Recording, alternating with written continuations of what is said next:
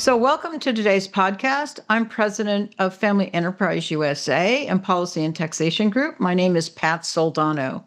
We're really pleased to have you join us today. If you don't know who we are, we advocate for family businesses at a national level in Washington, D.C., all sizes of business and all industry, and we work on tax and economic policy that affects the families of those businesses. Today, we're delighted to have with us the president and the CEO of the National Restaurant Association, Michelle Korsmo. If you're familiar with the National Restaurant Association, it was founded in 1919, and it's a leading business association for the restaurant industry, which comprises more than 1 million restaurants, food service outlets, and a workforce of 15.7 million employees. Pretty impressive. In addition, it works with a network of 52 state associations dedicated to serving restaurants through advocacy, education, and food safety. Michelle is also the CEO of the National Restaurant Association Educational Foundation. Prior to joining the association, Michelle was president and CEO of the Wine and Spirits Wholesalers of America, the national trade association representing the wholesalers' wine and spirit industry. With COVID-19, the restaurant industry experienced many challenges, as many of us are aware of. Michelle led the wine and spirits wholesalers through the pandemic, ensuring that the industry was deemed essential and its workforce had the tools it needed to adapt. Prior to that position, she served 7 years as head of the American Land Title Association, and before that, she was executive vice president of Americans for Prosperity Foundation. She was also deputy chief of staff at the U.S. Department of Labor. Michelle is from the upper Midwest, North Dakota to be exact, and she got her education at North Dakota State University. She started her career as a family-owned business, which we're very excited about, building a public advocacy and political consulting firm. Michelle, it's wonderful to have you on this podcast today. Thank you so much, Pat. I'm thrilled to be here. So we might as well get into it. I know we have a lot of questions. We may not get through them all. So let's just start out with the first one, which is the restaurant industry is vast, as I talked about a little bit, from large multinational to these small mom and pop cafes. Many of your members, as we learned, are family-owned businesses. Do you categorize or differentiate large corporations, chain restaurants from mid-size to small family-owned businesses, and how do they have different sets of challenges? Thank you for talking about just the diversity that exists within the restaurant industry. And at the National Association, we're so proud to be able to advocate for all of those different types of businesses. When you look at restaurants themselves and what makes up the vast majority of those 800,000 restaurants, 7 out of 10 of them are single unit operations. So most restaurants operating in the US really are those single unit operation, family owned businesses. And even going beyond that, 9 out of 10 restaurants have fewer than 50 employees. So restaurants in a large part are small businesses. And of course, there are lots of large restaurant companies that we know well and the brands that we know well. And those are very important and influential parts of the restaurant industry. But when we think about advocating, we really think about advocating for each specific type of restaurant and what we need to do to meet their needs. And when you think about so many of those family owned businesses, you'll see that in addition to family run independent restaurants, there are a number of family owned businesses that use franchising as a way to enter the restaurant industry. And so they get a lot of support, certainly from the national brands. And it's a situation where the national brands want to see us at the National Restaurant Association advocating for policies that are good for those businesses as well, because strong franchise business makes for a strong brand. Well, that is excellent to hear. We want to talk a little bit about the charitable giving those restaurants do to their local communities. We've learned from the work we've done at Family Enterprise USA that 70% of family businesses give locally or a local chapter of a national organization. So I'm sure you see this in the restaurant-owned businesses. Is this something that, and what happens if that business has to pay the estate tax, which is one of the taxes that we work on? that giving in that community goes away. And sometimes people forget to connect those dots. So this local giving, this local charitable organizations lose all their funding. Is this something that you talk about when you meet with members of Congress in DC? Yeah, we talk a lot about how important restaurants are to their communities. In most communities, restaurants really are a cornerstone. It's more than just a place to eat, they're really integral parts of that community. Family owned businesses, as you know and discussed, often are sponsoring youth sports, they're hosting fundraisers, they're contributing to local causes. I actually just had my sister reach out to me because she is doing some organizing meals for her elementary school where her kids go, and she wanted to know the right title of the restaurant operator that she should reach out to have that restaurant support the work that they're doing. So it's really a key part of every community to see restaurants supporting what's happening. In fact, our data shows that 84% of operators say that their restaurant business made a charitable contribution, such as cash or food or a space, offering them a location to do a fundraiser or in kind volunteering. They've done that. And that we've been tracking it at that level of 84% since the beginning of the pandemic in March of 2020. And we know that they were doing it long before then, but that high number has sustained even through the pandemic. So it's really an important part of what we talk about when we talk about the value of these businesses. We also talk about the fact that in most of the counties or the county equivalents that you find in states, you're going to see at least 3 restaurants. And coming from North Dakota, I certainly know what rural counties look like. And those restaurants that exist in those counties are so important to the fabric of that county. And it's a lot because of the fact that they're an important employer. Restaurants are the top employer for teenagers. 1 out of 3 teenagers is employed in the restaurant industry. And those jobs are really wonderful jobs to build skills that matter. They're skills that are valued by any business, any industry. They like the problem solving, they like the personal interaction, they like the ability to think on your feet, to work hard, to work as part of a team, all really important skills that people learn, and particularly teens learn starting to work in restaurants. So we definitely talk about the personal nature, the community nature, and the way that restaurants give back as part of our advocacy message. I can totally relate to working in a restaurant as a first job. Did that myself.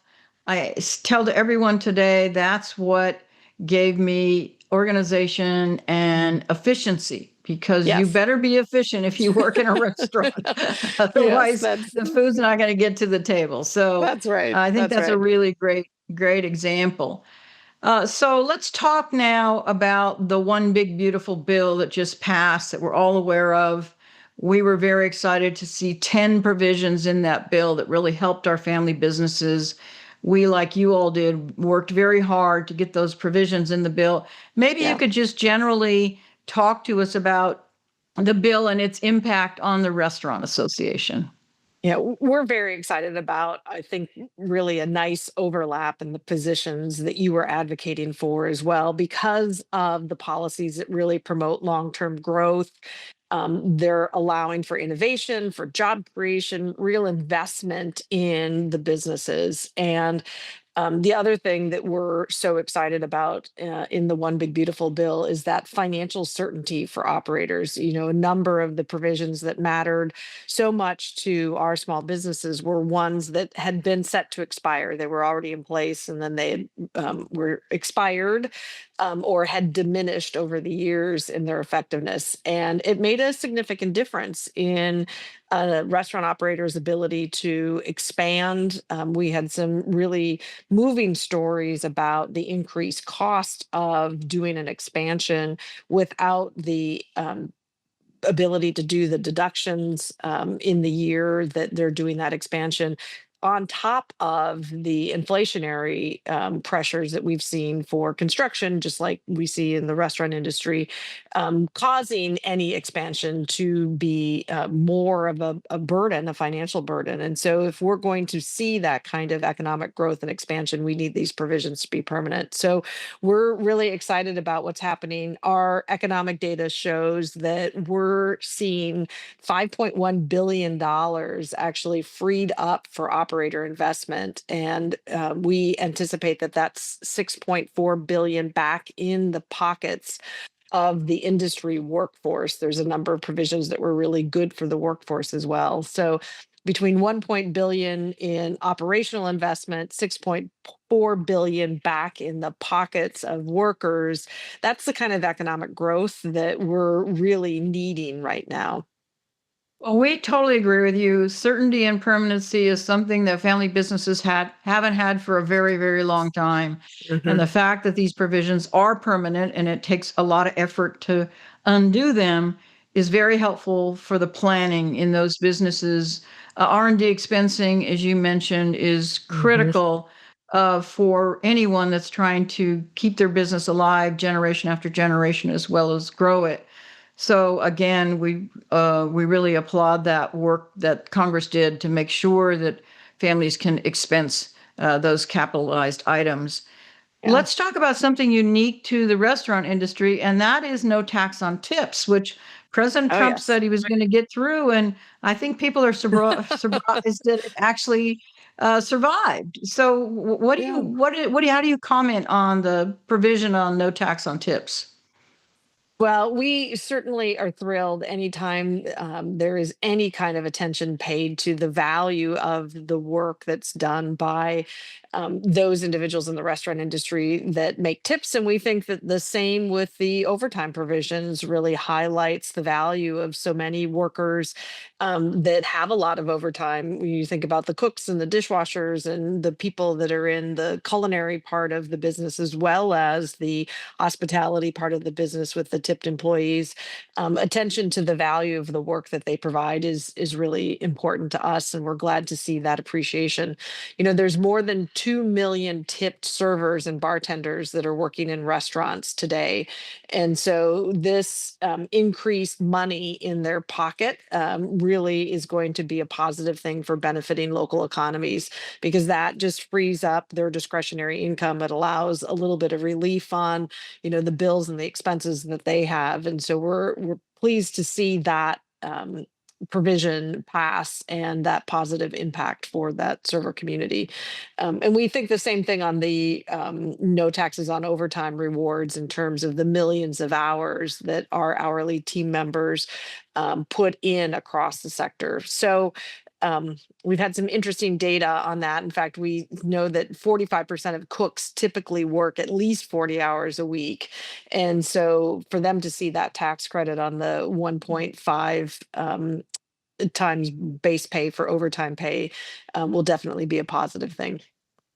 I'm glad you brought up the overtime as well. I agree with you. That's very, very important. People in Yeah. restaurant industry do work long hours. So we've talked about some of the provisions. Are there other provisions in the bill that you're excited about? And are there provisions in the bill that maybe you're a little concerned about? Yeah. So we touched on no tax on tips, no tax on overtime. The full expensing of equipment really is an important thing. Is we know that when you're making those expenditures for that equipment that you need, if an oven goes out on a Thursday, you're not going to wait until you've saved up enough resources to buy that new oven. You need a new oven by Friday to make that weekend business, or you're not going to be able to make the numbers that month. And so being able to fully expense that equipment when you have to expend the capital really makes a huge difference for operators. So we're excited about that. We talked about qualified income deduction. I think permanently allowing this pass through entities to deduct 20% of their income is really, really critical for small business owners to figure out how to operate competitively with a corporate model. So that pass through qualified business income deduction is great. the expense, the ability to deduct interest expense and restoring depreciation and amortization in that interest expense calculation was an important part of the one big beautiful bill provision that we're excited about.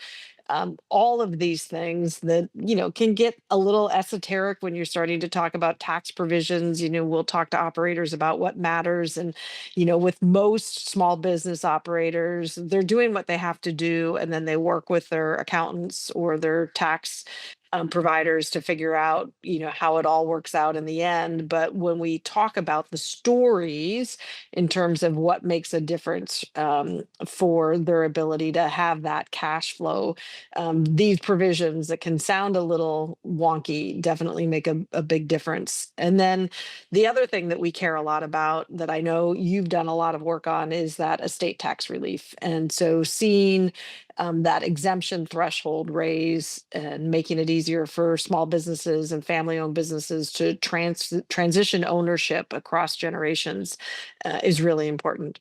So there's a lot in that one big beautiful bill to feel good about. So we're excited for those very specific and important provisions that help family-owned businesses. Yeah, I agree. And I think the exemption being increased by $1 million, very helpful. We're really encouraging family businesses to do their planning. As you talked about, 199A, the pass-through exemption, so very important. We've learned that 80% of family businesses operate as a pass-through, so very Hmm. important Hmm. to them. So I'm glad you brought that up. We do, and income tax, when we do our annual survey, which you're familiar with, income taxes are number one issue, and we suspect that's probably because 80% of them operate as a Yes, pass-through entity. that's right. It's a very So real and present, it's a real and present pressure on your ability to be profitable when your business operates through your personal taxes. exactly. And yet corporations get to pay 21% in taxes, and family businesses typically pay a much higher rate. But Right. and to that point, we are concerned about the discussions around an increase in the top income tax rate, raising it up to 40%, primarily to raise some revenue. That would impact our family businesses. We're also worried about a possible wealth tax. People, unfortunately, voters see family businesses as wealthy. They would get possibly lumped into this wealth tax. So those are Hmm. some of our concerns. Do you have any of additional concerns, or maybe those are some of yours as well, for your restaurant owners? Yeah, we always worry about those tax rates because it's easy to look at the numbers and talk about wealthy, but when you're working the 80 hours a week to make sure you're making ends meet, and then you're paying those business taxes on your business through your personal returns, you realize that it doesn't feel like a lot of wealth. And so we definitely have been concerned about any kind of provisions that specifically propose for wealth taxes or surtaxes, because we know that it's working capital in the vast majority of the people that are affected by that, that really hinders that business growth. And it's hard to think about as a country because we see so much of the ultra wealthy, and we forget what the working wealthy look like in these small businesses in terms of the categories that they try to pull in for wealth. And so any kind of tax or surtax really, like I said, does make a huge difference in seeing any kind of growth or expansion. Well, I love that phrase, working wealthy. I'm going to steal that from you and start Sure. using that going forward. That absolutely describes the difference, which is there is a big difference, and I'm not sure most voters understand it. So, to that point, one of the challenges all family businesses have, and certainly the restaurant industry, is this transition from generation to Mm, generation. sure. Everyone talks about it. Everybody, I think, hopes to achieve it. Some do, some don't. Do you, as an association, help your family businesses, your restaurant owners, to transition their business from one generation to the next? Yeah, there is always a lot of conversation about how to transition from one generation to the next, and it gets tough. Obviously, there's the tax Part of it, the transfer of the business from one individual to another that we think about, but there's also all of the work of actually running a business and that knowledge. So many individuals grow up in the family business, and so they have a lot of knowledge that way. But restaurants are hard work and they take a lot of time and attention. And if you think about your favorite community restaurant, you're probably thinking about the owners that you see every time you go there. And when you think about the fact that those owners are greeting people, helping do the work of keeping the restaurant running, but they're also behind the scenes coming in early, doing inventory, managing the books, handling the incoming produce, and shipping that comes into the restaurant. So there's a lot going on behind the scenes too. So it's long hours. It tends to be a huge commitment, and convincing generations, the next generation in particular, how rewarding that is a big part of our conversation. And so some of the things that we do include talking about how we bring new ideas from the next generation into the restaurant business. And as we think through the technology that's solving a lot of our problems, the technology that's bringing efficiencies to the business that are so necessary for us to deal with how to stay profitable with rising wages and rising food prices. I think that there is a lot of excitement and innovation about growth and change. And that's a place where I think we really can capture that next generation coming in and taking over the family owned business. I think that's a really important point that you just made because there's been research that suggests that the family businesses that do transition from generation require that the new generation has innovation and Hmm. innovates and changes the business in some way. So I think you're spot on with that. So we had some other questions around the estate tax and income tax. I think we already talked about that. So I'm going to close with my final question is around costs. And, Yes. the rising costs of food and staff and real estate is one of the biggest challenges that all family businesses are facing, and certainly the restaurant industry. So how are your family businesses, your restaurant owners dealing with it? No, it's definitely been the topic of conversation and the management issue since the pandemic. Restaurants as small businesses typically run on a 3 to 5% pre-tax margin, and that's pretty tight. There's not a lot of room for error in a 3 to 5% pre-tax margin. And so when you look at the rising labor costs, the rising food, real estate, insurance, all of those pressures, you've got to really kind of manage that. In the last 5 years, we've seen food and labor costs for the average restaurant increase up to 35%. And if we look at the same numbers in terms of menu price increases over the same time period are 32%. So you don't have to be really good at math to do that math and figure out that it means that there's even more of a squeeze, because restaurant operators know that what really matters is people coming in frequently. And that's a big part of what they're trying to calibrate every day in balancing, not raising menu prices too much, where people question just the expense and really finding that value, but then also managing those increased pressure points that they're having to deal with rising food costs and labor costs. So there's a lot of kind of pressure on businesses, restaurants, that really are forcing them to look at how to be more efficient. I talked before about technology coming in. I think there's a lot of optimism about how that can help with efficiencies.